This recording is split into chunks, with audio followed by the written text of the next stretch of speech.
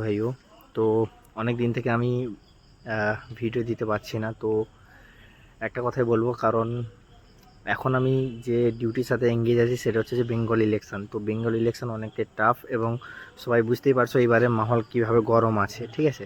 তো আমার YouTube channel যারা ফলো করে এবং যারা আমাকে মানে, তো তাদের জন্য আমি একটাই মেসেজ দিতে চাই যে ইলেকশান বা ভোটে চুপচাপ যাবে, ভোট দিয়ে চলে আসবে, ঠিক আছে।